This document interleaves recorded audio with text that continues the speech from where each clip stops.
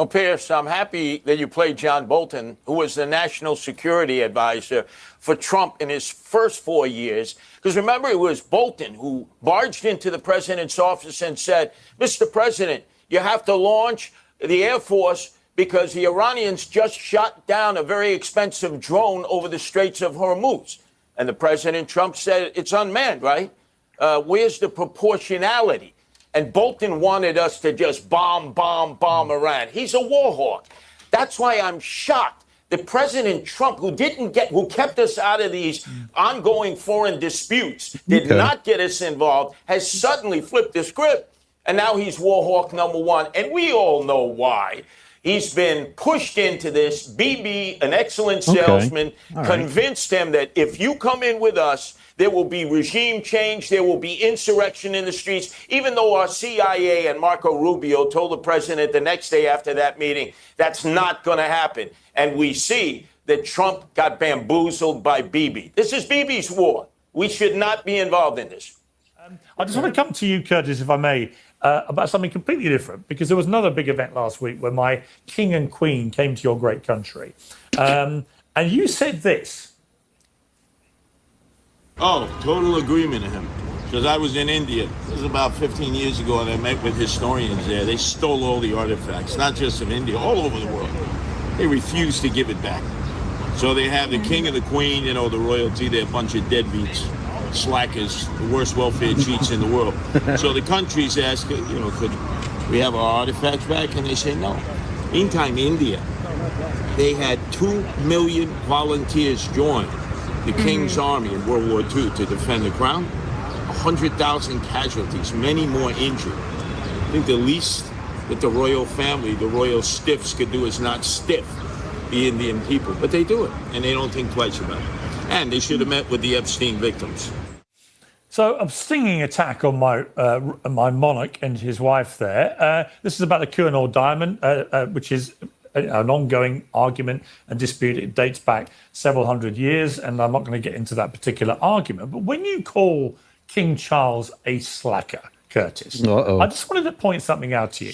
King Charles is 77. I believe you're a very robust 72. So he's 5 years older than you. He was diagnosed with cancer in February 2024 and is still having regular treatment for this cancer. And yet in 2025, he conducted 390 solo engagements and 488 solo and joint engagements. Slacker? Really? My king? A slacker? He's the hardest working cancer patient in the world. Let me get the small violin out. I had stage 4 prostate cancer. I was shot 5 times with hollow point bullets on the orders of the Gaudis to the Gambinos. I'm out there every day. The difference is when your king and your queen came to lay the flowers at the memorial at 9/11, which was good, not only for all the Americans lost, 3,000, but the 69 Brits. Just a block away is the memorial to the Irish famine, where your royalty was responsible for the killing of 1 million Irish. Up the rebels, Easter Rising, John Connolly, your Queen Victoria did this, and your royalty never apologized for the death of 1 million Irish. You have a lot. Your royalty has a lot to apologize for. All right, I love this guy. I changed my mind. I don't know what that was. Somebody told me that he didn't. He said he was going to visit Israel. Like they said, all the candidates that were running against Mandam, he said they would run to Israel as soon as they get elected. I didn't see him say that. So I'm going to go watch that back and see if I can see him say that. If he didn't say that, I'm a new fan. And do your leaders have a blameless record going back 250 years, Curtis? Or should I start slinging my arrows back your way for some of the transgressions of the past? No, you can. You can. Because I don't believe in idolatry. I question authority. I am a Republican who constantly questions the authority of Donald Trump. You see, here in America, we have total free speech. And the answer to hate speech is more free speech. But in England, you don't have complete free speech. And you know what I'm talking about. I would correct him. We do not, because Gabriela Saldana is in a Florida jail for criticizing Netanyahu. As long as that happens, we do not have free speech in America. Talking about Piers. Well, we have issues with free speech, particularly on social media, which I'm very concerned about. I agree with you. You know, we've had some ridiculous cases where people have cracked jokes inappropriate, tasteless jokes on social media and then get arrested by 5 armed policemen at Heathrow Airport and charged with crime. Yeah, you suck too. Can I reach my hands across the pond? You keep the king and the queen there. We'll keep Mickey Mouse and Minnie Mouse here because that's your Disney World. The king and the queen. Geraldo, I actually I was in New York last week, and I actually really like the fact that after a lot of Brit bashing from Trump aimed at Keir Starmer, who's been a pretty useless prime minister, I have to be honest, of my country, following a lot of other useless prime ministers in recent years, that after all the Brit bashing, some of it deserves, some over the top, we finally had a reminder that actually there is a very historic and abiding and genuinely special relationship between our two great countries. What did you feel about it? Was it significant to you at all, or not really? I thought that the royal family, the royal couple anyway, the king and queen, did a magnificent job. Slurp, slurp. The king's speech before the joint chamber of Congress was brilliant. I thought that here he was, in a hostile environment where the relationship between the secular British government and the United States is horrible. Britain and the United States, historic allies, have had this awful divorce, mainly over what's going on in Iran and the Persian Gulf. But the king came, despite the bitter feelings between the British government and the American government, the king came and made a speech that reminded Americans of what our democracy is all about. Notice how this panel, most of them, some of them will exclude from that, but they worship these elites. I don't worship any fucking king. Why do I care that some king from some foreign land came here and gave us a speech?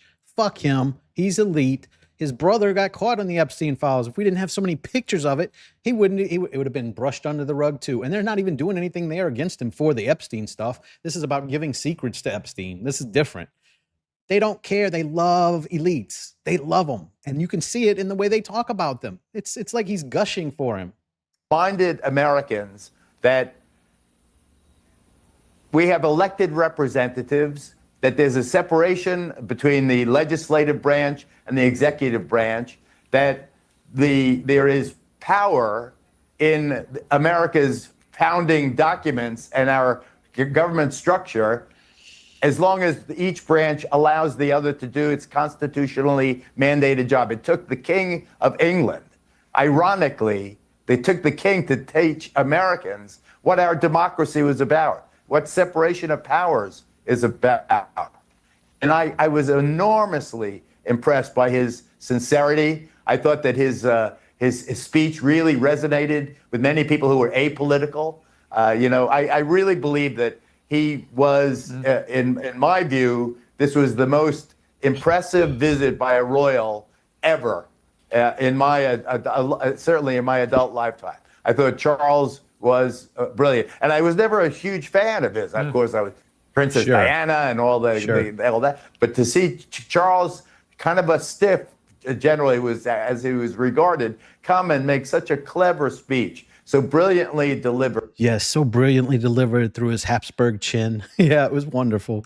Connecting not only with the joint, he gets standing ovation from Republican and Democrat, standing together, an ovation in Congress. Yeah. You would never get that from an American president standing before the American Congress. But there was King Charles, standing ovation, not a seat, no one sitting in the whole room, and he dominated, and then graciously went to Harlem, was with the kids there. Remembered the 67 Brits who died on 9/11. I thought that he and Queen Camilla really did a wonderful job, and I'm very glad they came and reminded us. Someone's ready for the old folks home.